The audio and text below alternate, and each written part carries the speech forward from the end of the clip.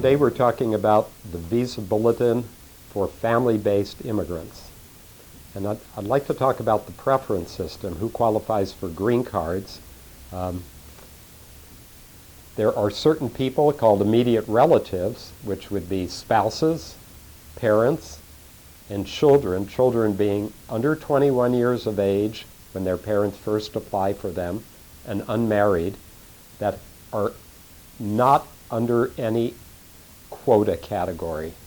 If everybody in the U.S. married somebody from another country, they could immigrate 300 million people a year. But for the rest of the people, there are per country quotas of 7% a year, and we're going to get into the different categories. They're called preference categories, and there's actually 5 different categories. The first category is for unmarried adult sons and daughters of U.S. citizens.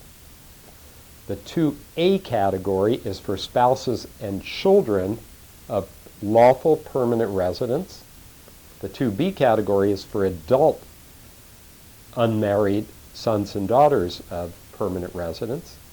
The third preference is married sons and daughters of citizens.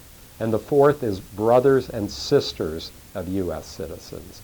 And all these people, by the way, come with their families. So even though there's 226,000 people a year who can immigrate, the demand is in the millions. So if I am applying for my brother who's from another country, when my brother immigrates, so does his wife and his 3 or 4 children. So they take up a lot of numbers. So when you have the 7% per country limitation, the waiting times for those countries where a lot of people want to immigrate to the U.S. can be really huge. When I say huge, some of the times are up to 23 years.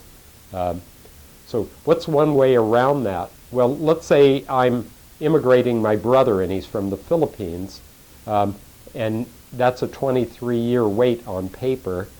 But my brother gets married to somebody from a country without a big backlog. Let's say he doesn't want to marry somebody from Mexico because the backlog's almost as long.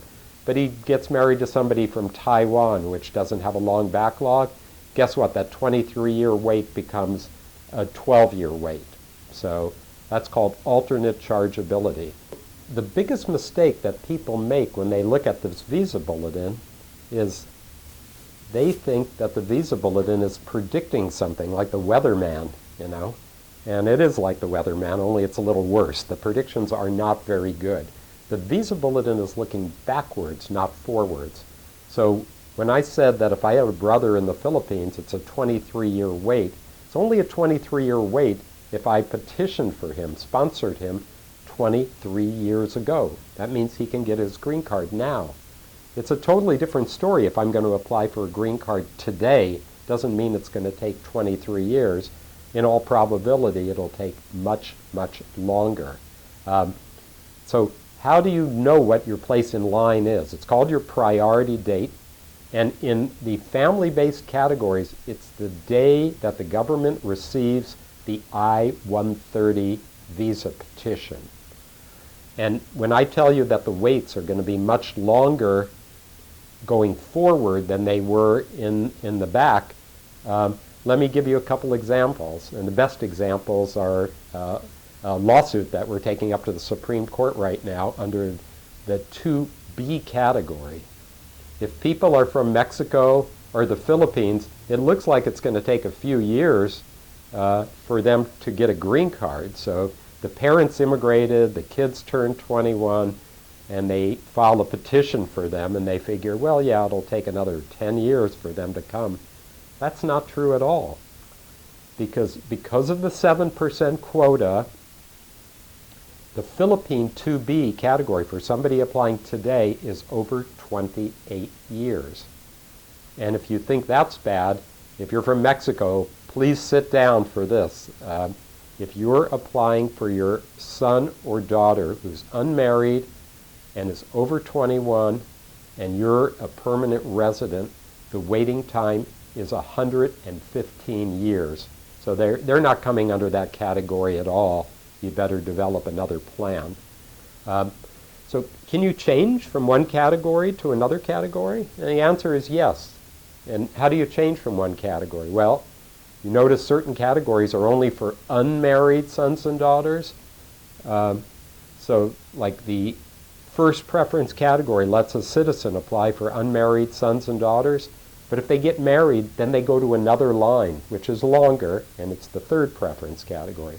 On the other hand, if they're in the third preference category and they get divorced during all those years that they're being processed, they go to the first preference category, and each one keeps their original priority date. Also, let's say you're in the 2B category and you know it's going to be 115 years for your kids to immigrate. Well, naturalize, become an American citizen, and then the child moves from the 2B category to the first preference category, which is faster.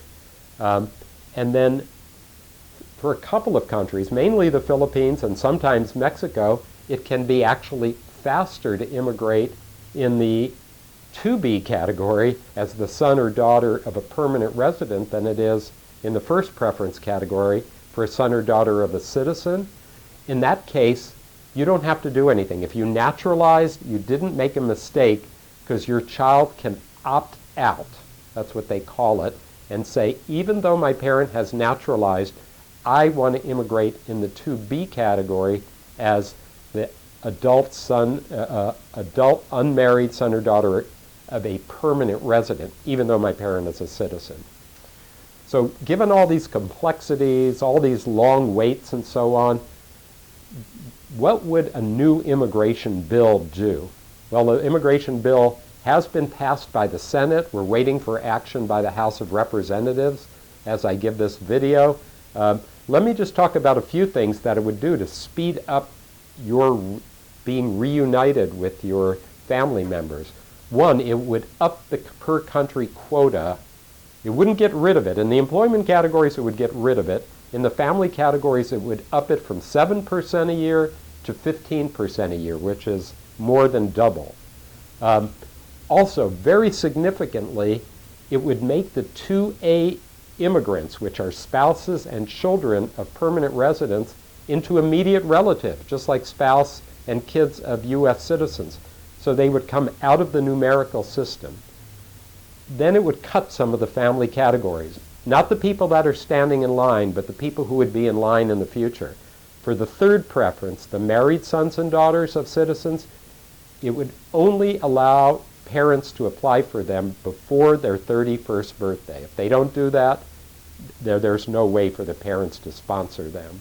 And for the fourth preference, which is brothers and sisters of U.S. citizens, 18 months after the bill passed, no new petitions under that category. So I hope this was helpful, and good luck on your family petition.